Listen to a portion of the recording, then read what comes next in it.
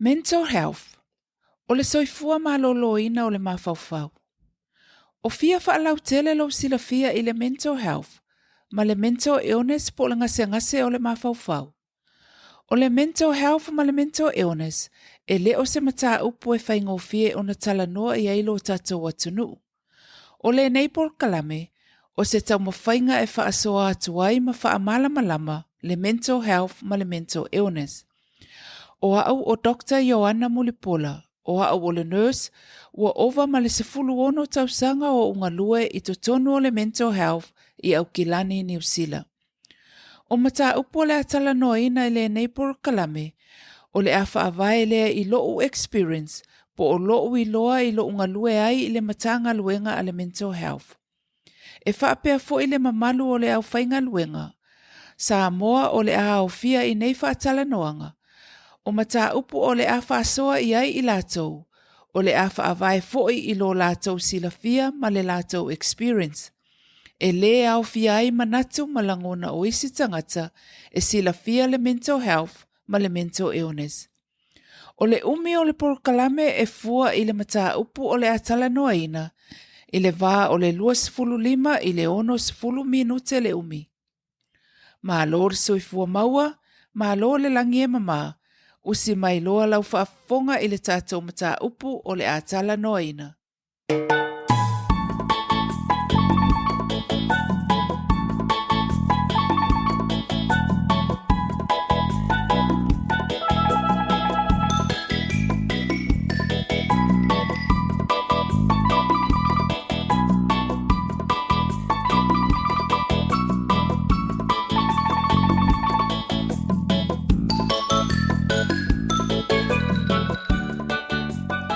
I le nei por kalame, e tolu ni whamatalanga au tū o le atala noaina. Mua, o le whamatalaina e le World Health Organization ma Samoa o le mental health. Lua, o le esenga o le whaawingaina o le mental health i le wā o le World Health Organization ma tātou Samoa. Lona tolu, o le whaawingaina o le talitonunga wha le soifua maloloina o le tangata Samoa i New Zealand e awala lea i Pacific Health Models.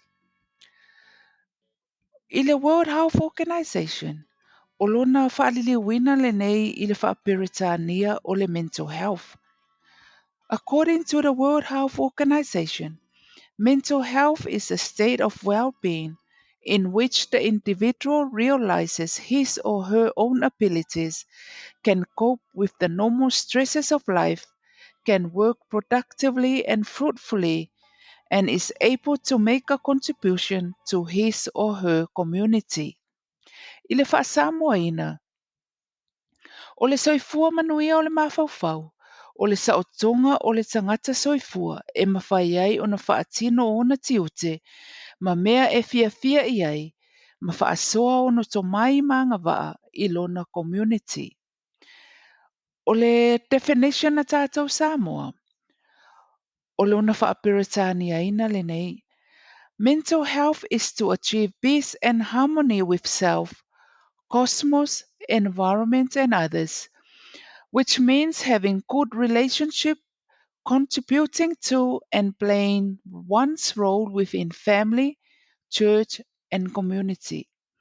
O lona whaasamoaina, o le soifua manuia o le mafaufau i le tangata Samoa, o le iai lea o le file mu, ma le fia o na ofeso o ta inga le lei ma le ainga, nuu e ka le sia ma le si o manga. Ai maise o le whaatinoina o ona mata whaioi mo lona ainga, nuu e ka le sia ma le atunu. E te lele e se esenga o le whaamatalaina e le soifua maloloina o le lalolangi, ma le whaawingaina e tangata Samoa o le whaupunga o le soifua manuia o le mafaufau po le mental health. O le World Health Organization e whaatāua le tangata tuatasi po le individual. Ia tātou Samoa e whaatāua le sootanga o le tangata maisi, whaatino o tiute, a wā le lei o le ainga, nuu e ka le sia ma le atunu. O le soifua manuia o le mafaufau o le tangata Samoa, e ato atoa pe a soifua manuia le ainga, Ai whaapea fo'i le iai o sootanga le lei, ma whaia o tiute a wale soifua lau le lei ma le saunga le mua le ainga, ai mai se ai le fiso o tai ma feilo ai atu i tangata o le ainga, nuu e ka le sia ma le atu nuu. O le tali tonunga o tangata Samoa, e afua mai i tala tuu o le amatanga o le fofoanga o Samoa, o nei tala whasolopito i le vaitau ai le i o mai misionare i Samoa ma tala inga whaakerisiano. O le tala solopito whapea o le atua o Samoa o tanga loa langi na whaia le langi ma le lalolangi ma mea ola whapea ma tangata. O le vāwhea iai o le tangata Samoa ma lo tātou atua o tanga loa langi e vā lata lata e pei o se ainga. Whapea fo'i le vā o tangata ma mea ola uma, ma la au, vā nimo, maunga vai tafe ma le sami, e tutusa uma i tātou. E whaalangolango fo'i le isi i le isi, a wale soifua, le lei ma le solonga manuia o le olanga whaale aso. O puipuinga o le vātua oi o neifiso o tainga po o relationships, o lo o iaitu la fono whaale nuu. E pā puipui ai, e pei o le tapu tua oi ma le whengainga. O nei tali tonunga, o lo o whaatu mawina i le temi nei, ma ua sanga mausali i o tātou tangata, i le vaa alua o le soifuanga wha Samoa ma le tali tonunga wha kerisiano. O pine wha mau o nei wha matalanga, o lo o maua i suenga ma tusinga ale au whaito wha le atunuu, whaapea suenga i to tonu o Universite i Samoa, New Zealand, mai si atunuu. Ai mai se tusinga ale afionga i le tama ainga, tu ia tua tupua tamasese efi, e pei o le sue manongi ma le whispers and vanity. O nei fo i whamatalanga e winga i tū maanga o tātou tangata Samoa. Samoa i lau suenga i lau doctorate study i le tausanga ua tuanai. O le au te lenga o nei pine o le tātou wanga nuu ua sanga whaamaoni ai. O le soifua manuia o le mawhauwhau e au fia ai le sootanga le lei maisi, tausia o le vāwhea loaloai, ma le whaia o tiute a wale manuia lau tele o le ainga, nuu ma le atu nuu. E maua ai le fia ma le toa fi le mu o le mawhauwhau.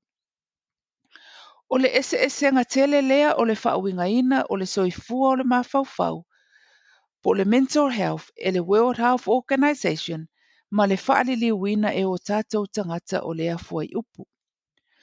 O le au te lenga o le nei mata upu, wa whaailoa mai ai o le mental health po le soifua o le mawhauwhau, e tā ua tele lea, o na a soifua maloloina le mawhauwhau, ua maloloina le tangata atoa.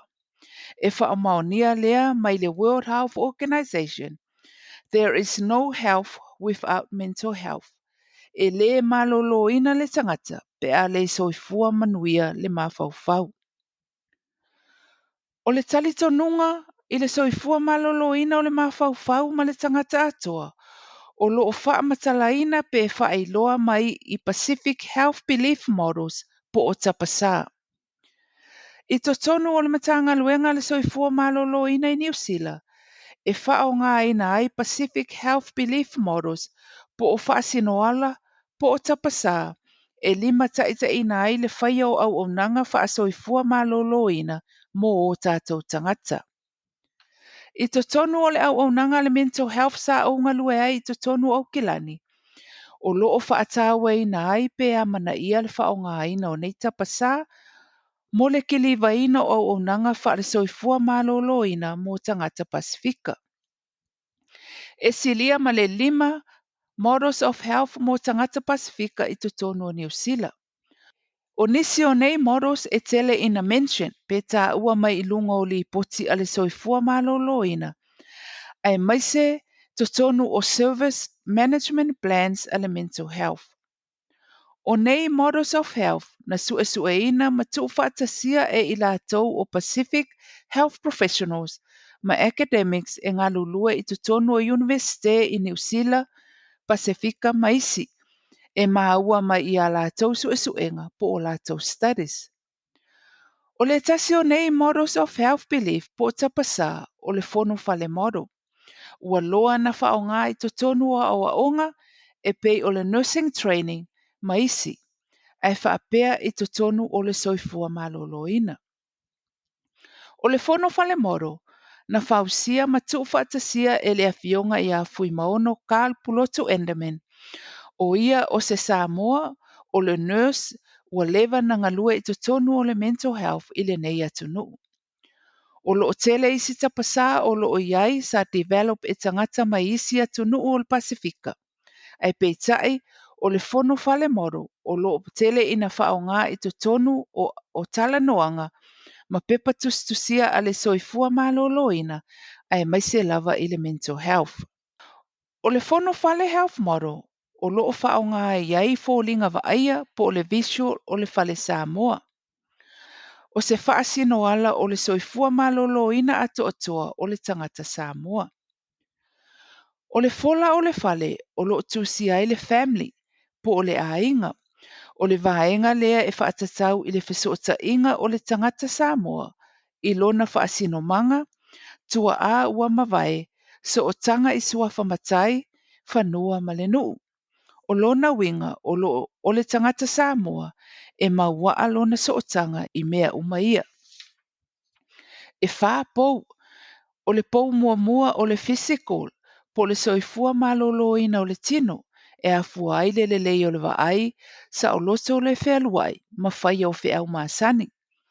O le poulo na lua o le spiritual, po o le itu whale anganga, po le talitonunga o le tangata lavaia. O nei talitonunga, e te le afianga i tonu whai ma lima taita ina ai le tangata malona ainga. O lona winga o lo o iei le sa ulutonga i le tangata e whai eila na filifilinga. I lona talitonunga e tā ua ia te ia. O le poulo na tolu o le mood po o langona ma mawhauwhaunga o le tangata. E au fiaia mionga e whaia e le tangata. Ma waainga i fōlinga e pei o langona o le fia pe whanoa noa foi. O lona winga o langona ma mawhauwhaunga o lo o soolonga le lei a wale anga e ilumo le tangata lava ia malona a inga. E le o iai se to atunga i langona o le tangata. O le poulo na wha, o le others, e whaasino lea i le social dynamic, e pei o le employment, ma le housing. Po o le iai o le si o manga i to tono o le ainga, o le fale o lo o nonofo ai, pe whainga luenga pe le ai, e au fia ai ma le tapua inga o lo awa iai. O lo na winga, o lo o le lei mea uma e ala i le maua o le ngaluenga, le lei masaonga le mu le fale o lo nonofo ai ma le ainga. Ma o lo o wha amalia ina i tu umoru soifua i le ainga ma o na si o manga. O le roof, po le taua lunga o le fale, o lo whaasino i le tātou culture, po le tātou tū ma le anganu.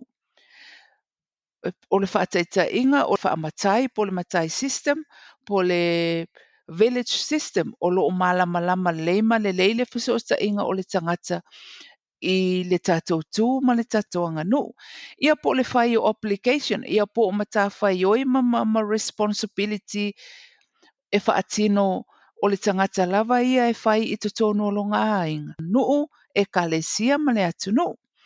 O le whaata milo i le fale o lo o iei le taimi. Ma mea o lo tupu ai malona si o manga. O le surrounded by time, context and environment. E whaasino lea i le iei o afianga o le taimi ma le si o manga i le tangata Samoa. E pei o le malanga atu isi atunu. Po le suia fo i o se mafutanga i totono le ainga. Po ua motusia fo i le mafutanga. O nei suinga e ono a fia i le soifua file e mu ma le to o file e mu o le mawhauwhau o le tangata. O le whaataita inga o le whaonga ina o le whono whale moro i te tonu o le mental health. O le whaia leo assessment po o le au tō wa mai o tātou tangata i te tonu o le au aunanga. O na whaonga leo o le whono whale moro e lima taita ina ai i assessment e whaia i le au whainga luenga. O se suinga mai vaenga o le ata o le fale e ono a fia ai le soifua to o file e mua le tangata. I le vaai lea wha le soifua malolo ina i te tonu o le mental health. O le whaataita inga la po o le fola o le fale. o lo o iai le family. Po o iai ni fesootaʻiga lelei o le tagata o loo gasegase ma lona aiga ma ana uō ma isi ia o le pou muamua o le physical. O iai se gasegase o feagai ma le tagata pou lona lua o le spiritual. O a talitonuga faaleagaga e faatāua le tagata. O iai se saʻolotoga i le tagata o loo fai ai ala na ia filifiliga i le talitonuga o loo fiafia i ai ia ma o loo ona faatauaina. O le pou lona tolu, o le mood, o lagona o loo iai, o a lagona o loo iai i le tagata, ae o a ona mafuaaga, po o ita po o whanoanoa, o a mafuaaga o ia lagona i le tagata, o le pou lona fā, o le others, o iai se galuega, o lelei le fale o loo nonofo ai le tagata ma lona aiga, e pe toʻafia foʻi tagata o loo nonofo i totonu o le fale. O iai se mafuaaga mai le pou lona fā lea o loo aafia ai le tagata, o le taualuga o le culture, o lelei le fesootaʻiga a le tagata ma le aganuu ia so faisoo. O iai o lelei le fesootaʻiga ma lona aiga. Ia o le time ma le concepts po le mea le sio ai le fale. Ua iai ni suiga tetele i le soifua o le tagata. Ua sui le galuega po ua malaga ese atu i le si atunuu ia po ua faatuā malaga mai totonu o lenei atunuu. Ia po ua iai se mafutaga fou ia po ua motusia foʻi le mafutaga. O se ata faataʻitaʻi lea i le faaaogāina o le fono fale moro i totonu o le mental health. O te iloa e ese foʻi le faaaogāina e isi tagata faigaluega. O isi foʻi matagaluega e le o iloa ai le fono fale moro se i vagana ai le mental health sa o galue ai i Aukilani. Masalo o loo faaaogā e nisi e isi auaunaga ae e ute le o iloaina. O lenei faamatalaga pupu ua avatu e faapupula ai le ese o le faauigaina o le mental health i o tatou tagata Samoa mai le World Health Organization ma New Zealand. O le whaanaunau-taʻiga ina ia silafia e le tatou atunuu, le vāvā mamao o le whaauigaina o le afu ai upu. O le nei kep o le vāvā mamao o whaauigaina o le upu. E iai ona afianga mo tatou tangata e au tō wa mai i le auaunaga a le mental health. O nei afianga e au fia i le whai o suesuenga e anga i le tangata mai ta i toa tasi. Ai le afia ai le ainga malona community. Ai whaapea fo i le malama o le au whainga luenga i le tāua o tātou ainga. Ma whesota inga maisi, ia ai maisi le tāua o tātou sootanga i to tonu o tātou ainga nuu ma le e kālesia ma le atunu. E te lelo na afianga i le soifua manuia o le mawhauwhau o le tātou tangata Samoa. E ono a afia ai fo i le ia tonga fitinga e au mai mo tātou tangata. O le mea lea e tāua ai le fesili, ma ia iai se whaamatala upupo interpreters, ina ia mautinoa ua malama lelei i whaamatalanga tāua e tatau o na silafia e o tātou tangata. O lo o maua language support po o le fesosoane i le ngangana. I to tonu o matanga luenga uma le soifua maloloina, ia ai mai se lava i to tonu o le mental health. E ui ina iai le fono fale moro ma isi health moro sa le Pasifika i totonu o le au nanga ale mental health. Ai tā ua lava le fesili, wha manatu ma wha iloa iei mana onga, o le mana o mia lea o le ngangana, ina ia malama leile tatou atunu, i tonga fitinga, ma wha atala noanga o loo whaia ma le au whainga luenga. E peo na o tā ua, e le o whaonga aina uma e au nanga i New Zealand, Models of Health a le Pasifika. E tā ua le fesili, ma whaatalo sanga i le ngangana, e ma whai ai o na malama, ai mai se lava i tonga fitinga, ma fuala au, ma fesosoani mo le tangata o loo ngase. Ia e whapea fo i fesosoani mo tātou o le ainga. A fia i loa atili whamatalanga e winga i le fono fale moro po o isi health moro sa le Pasifika. Tanga i ane i le website a le Counties Manukau. Ia po le website a le Auckland District Health Board. Po le website a le Ministry of Health. Po le te whatuora ua lawi loa ai nei. O loo iai lau Facebook ma le LinkedIn page. O loo iai foi lau emaili e mawhai ai ona fesootai mai i se fesili. Po se mata upu tau i le mental health e te whina ngalo e au fia i le nei purkalame. Whaafetai lava mo le whaawanoa ina o lou taimi tāua e te whaafafonga mai ai i le nei purkalame. Taritonu ua iese au ngā o whaamatalanga mō oe ma le ainga. Ai maise ua whaamālama ina nisi o mata upu e whaatatau i le mental health sa e fia maua i eise whaamatalanga. O le whanau ta inga ina ia whaalautele lo sila fia i le mental health. A wale wa aia o lo lava soifua malolo ina. Ai whapea le whanau, a inga ma i lātou e tāua i te oe. E tele isi mata upu o le atala noa ina i porkalame o suso o mai. Wha moe moe o le a e toi whaafonga mai i le nei porkalame. Manatua, there is no health without mental health. E le ato atoa le soifua manuia, pe a le malolo ina le mawhauwhau. Manuia tele tawalumanga o lo waso, soifua ma ia manuia.